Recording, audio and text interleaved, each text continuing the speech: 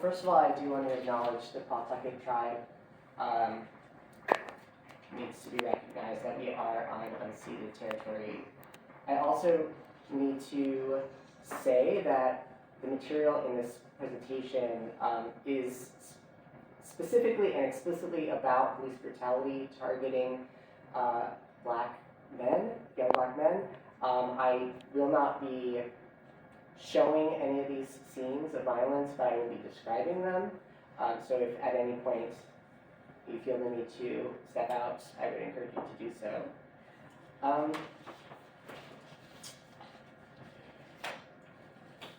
See You Yesterday joins the sci-fi time travel canon while highlighting the dangers of time traveling while black.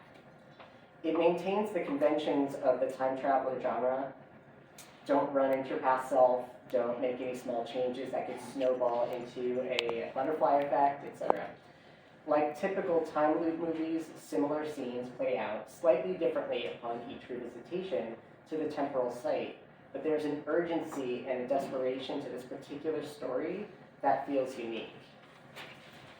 As Candace Frederick writes, doom seems unavoidable, turning what could have been a fun time travel tale into an ominous, sorrowful story that underscores the expendability of Black lives. The film robs the audience, particularly its supposedly intended teen target, of any sense of joy in escapist fantasy and of the chance to celebrate a rare Black female time traveler. Marketed as a teen movie, See You Yesterday also touches on the pressures of college admissions in a relatable vision of high school, as well as upward mobility for first-generation working-class students of color. For Black inner-city kids, even ones attending a STEM charter school, one critic points out that literally inventing time travel is the protagonist's most viable path to higher education. The narrative, as it moves forward, pushes into darker kinds of speculation in the style of The Twilight Zone or Black Mirror. Death, particularly at the hands of the police, is presented in the film as omnipresent and inescapable, while blending speculation with the grim reality in which it's situated and incorporating real footage of Black Lives Matter protests.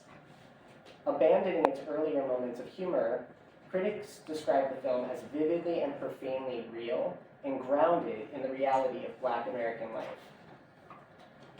According to the screenwriter Frederica Bailey, authenticity was key. It was really important to capture that voice so that our viewers and our young people that are watching it are really able to see themselves in the film. And representation plays a role in the film beyond casting in the Brooklyn location.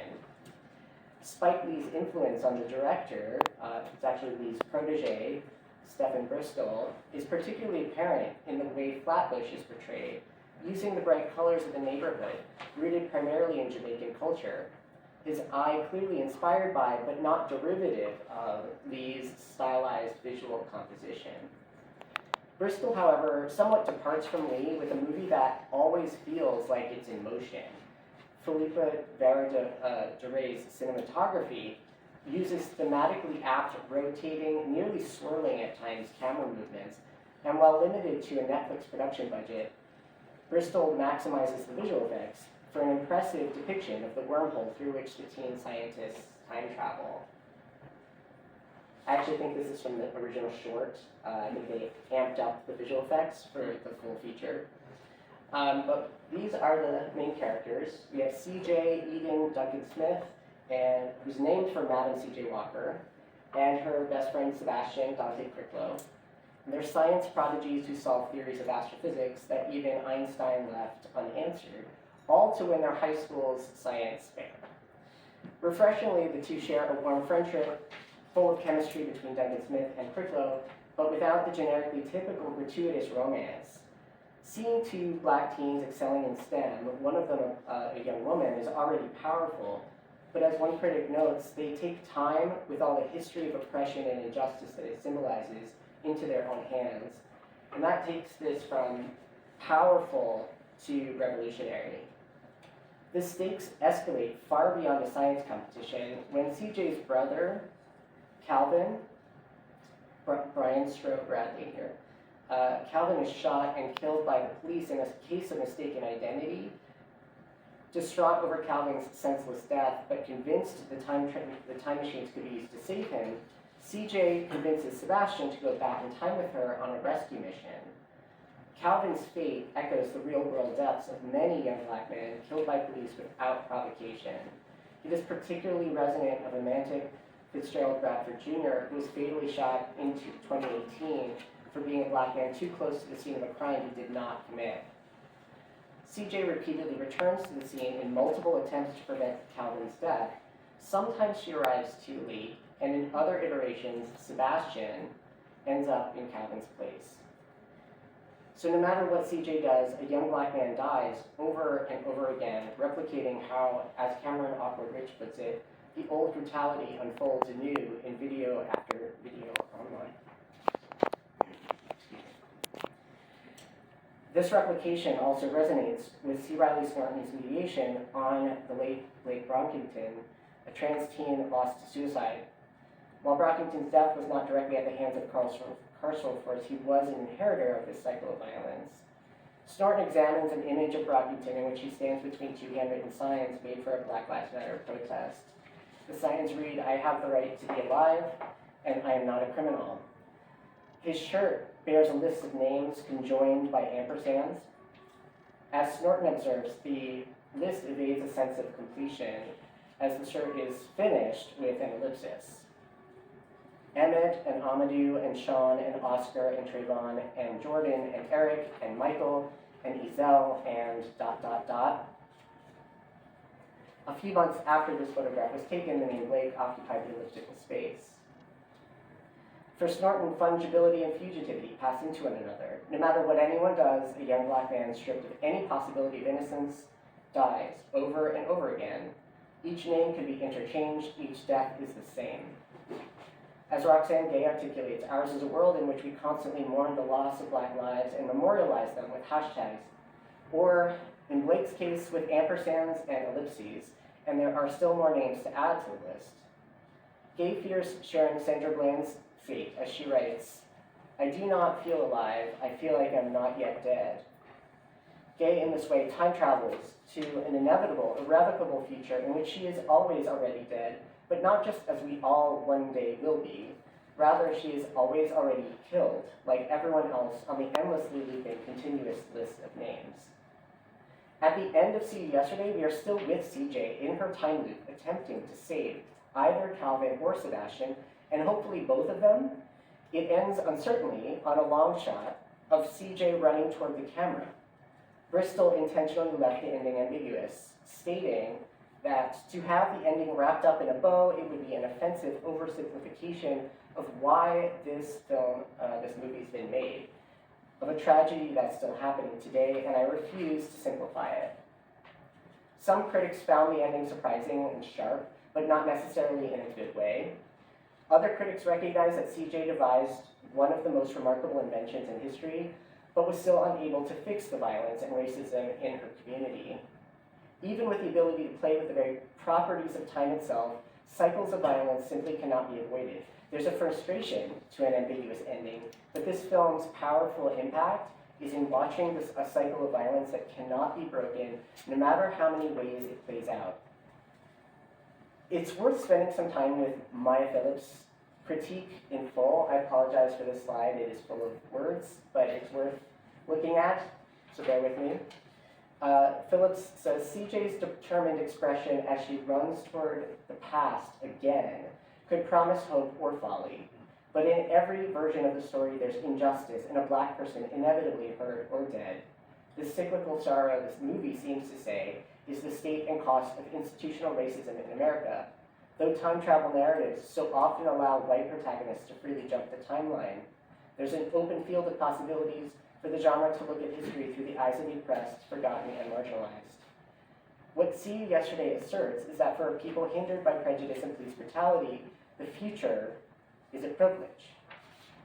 See You Yesterday, CJ's brother, Calvin, tells her solemnly near the end of the film.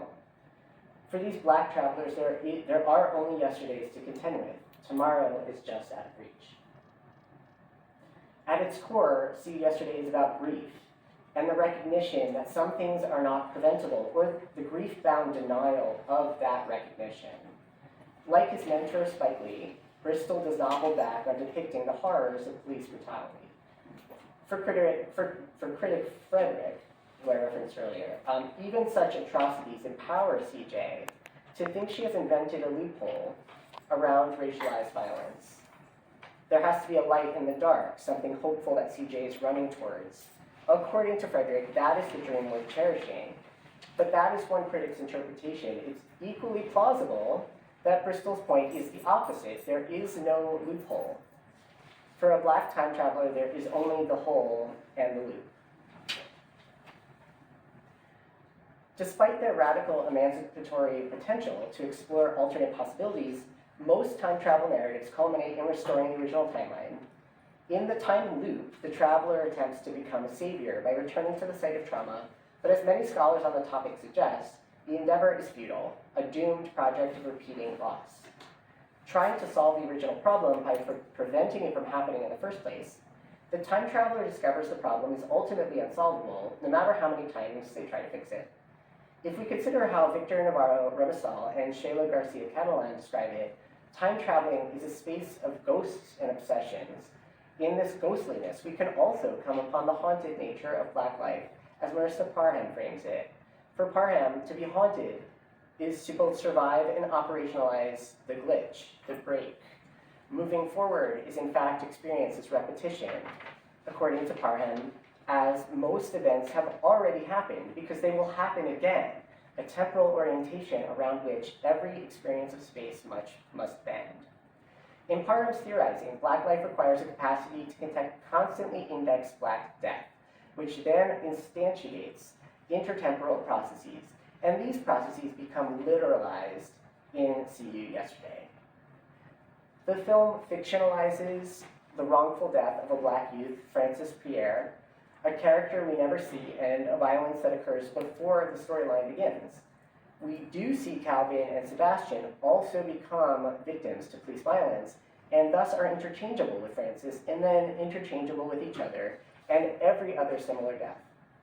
The film culminates with Calvin choosing to take Sebastian's place as victim, but before doing so, Calvin has somehow emerged in the repeated timeline with the inexplicable knowledge that he was the one who died in the original timeline. I've been feeling like this should have been me. Sebastian's murder reveals itself to Calvin not solely as a repeated instance of the emergence of Black death. As Parham describes it, the event reproduces memory without origin. If you go there and stand in the place where it was, it will happen again. It will be there for you, waiting for you. Each day a new hashtag represents a dead child.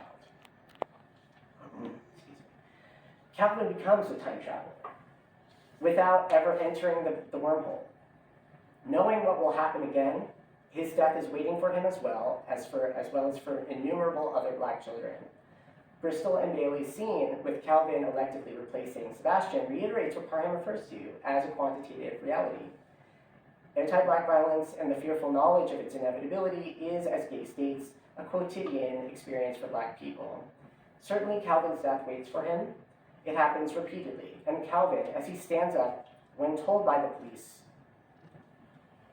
to stay on the ground, metaphorically stands in for any and every Black boy who has been shot by the police, and every Black boy who will be shot again by overzealous armed police in a fixed future. See You Yesterday obviously centers CJ, who I said also is named for real-life Black leader Madam C.J. Walker, but as the film reaches its climax and pushes into its third act, we witness the narrative transition from belonging to CJ as the presumed hero. We can see the film become Calvin's in this image, in which Calvin, centered in frame, with CJ mirroring his gesture, visually foreshadows a transition from CJ to Calvin as the hero. The protagonist changes from Claudette Josephine to Calvin, and does so by the way of the time travel device, a temporal prosthetic that CJ wears. Of course, CJ and Calvin are different characters, but if we look beyond the literal into the metatextual, CJ is not only a young Black woman in STEM, radical in its own terms, She also tries to save two young black men that blur into indistinction as they're both ultimately killed in different timelines as a result of mistaken identity. They are indistinguishable to the police officers, thus illustrating that all black male youth ambiguate and dehumanize under militant white supremacy. But CJ directly resists by taking up the task of protecting black masculinity by way of dislocating out of time and space, which could translate to trans viewers as the dissociation of dysphoria.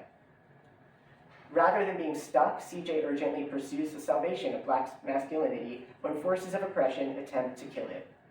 CJ refuses to accept death as the only available option when she has the ability to manipulate the plasticity of time. She recognizes the unfreedom of the here and now. Freedom is what one wishes for, never what one has, in Awkward Rich's words. See You Yesterday at first looks like a fun teen romp, with adorable and brightly dressed college-bound kids making cute quips about their science project. The film shifts into the second act when Calvin is killed, thrusting CJ into using the time machines with Sebastian. CJ becomes progressively more obsessed, like a gender-swapped Dr. Frankenstein, until Sebastian takes Calvin's place.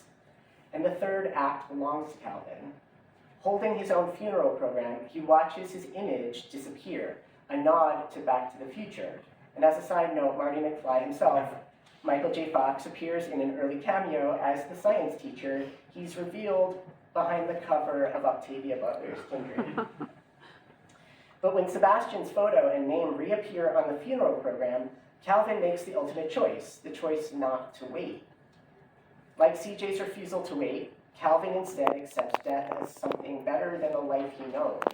Not for himself, of course, but for his community. Arguing with CJ earlier about the scenario, he agrees that Sebastian didn't deserve to be killed, and none of us do. This is Snorton and Awkward Rich. This is as they articulate the unfreedom of the here and now. Calvin's freedom is only wished for. CJ runs after it, coming straight toward the camera, headed toward but not reaching us. Bristol and Bailey do not provide freedom for CJ, Sebastian, or Calvin because they don't have it either. But from this final moment, I want to loop back to the beginning, the very opening scene, which immediately sets up the ways See You Yesterday will depart from its genre before we know it will. See You Yesterday is not Back to the Future, even with its heavy allusions and cameos. Instead of a version of Marty McFly fooling around in Doc Brown's lab and then skateboarding to school to the tune of Huey Lewis's Power of Love, See You Yesterday opens on a black screen that goes to static when CJ and Sebastian tap into the feed of the surveillance cameras in the alley outside their garage lab. The static is Parham's glitch that signals this film won't be like the smooth and elaborate Robert Zemeckis opening scene that follows Doc Brown's Rube Goldberg device and Marty's entrance for nearly 3 uncut minutes. Much like the foreshadowing Back to the Future relies on, See You Yesterday sets us up for what is yet to come. The film tells us immediately through dialogue that it's about time travel, which CJ refers to as temporal relocation. It then shows us that it's not just about time travel, but specifically black time travel, beyond our introduction to Duncan Smith and Cricklow. They're literally surveilled, but brilliantly, they use the system of oppression against itself. Varigara's moving camera mimics CCTV, as Sebastian is seen manipulating its zoom functions to center the characters. The clunkiness and realism of the hijacked security footage in grainy black and white is in direct opposition to Zemeckis' visual interpretation of a continual motion machine.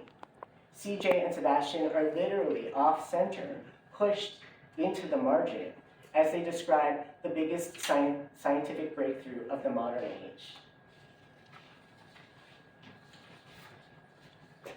The rules of time travel seem to suggest the past cannot be changed, with a coherent future still connected to that altered past. This is what CJ is resisting, and Bristol and Bailey don't allow her a way out of her loop. Scholars suggest that loopers return to trauma sites in the attempt to prevent them, but only end up disguising and relocating that trauma, as CJ also does. Perhaps that's why her time travel is called temporal relocation. Even though Bristol and Bailey cannot invent a world where young black men are not ruthlessly and pointlessly executed, CJ demands more. That's why she keeps running. And she keeps that temporal prosthetic attached because she will keep splicing her timeline until the overwrite works. See You Yesterday actively avoids resolution. CJ doesn't only desire something better for Sebastian and Calvin, she's literally changing the world, a newly spliced world at a time, to materialize what Snorton refers to as a space for living. The film ends in Snorton's future imperfect, CJ amidst an ongoing struggle in the present by way of a future aspiration in which Black lives will have mattered to everyone. Responding to the frustration some audiences felt at See You Yesterday's irresolution, Bristol explains, "You're pissed off that the movie ended that way, well, I'm pissed off that police brutality is still happening." When CJ is running towards the camera, she's running to you to seek help. That's what she's doing. I'm trying to get everyone who sees the film to actually get up from your couch and do something about it. In what Legacy Russell terms glitch feminism, the glitch is an activist prayer, a call to action as we work toward a fantastic failure. The glitch creates a fissure, a wormhole perhaps, within which new possibilities of being and becoming manifest. The failure to function within the confines of the society that fails us is a pointed and necessary refusal. We will take up space and break this world, making new ones. As CJ runs to us, she knows the probability, certain of its mathematical likelihood, knowing also that every splice makes new possibilities. What else is CJ doing but making and remaking new worlds, all for the hope of something better? In this case, a distinctly Black trans sentiment. But CJ's expression gives us only one potential answer. There is no other world that can produce a space for living, and so she keeps running, she keeps looping.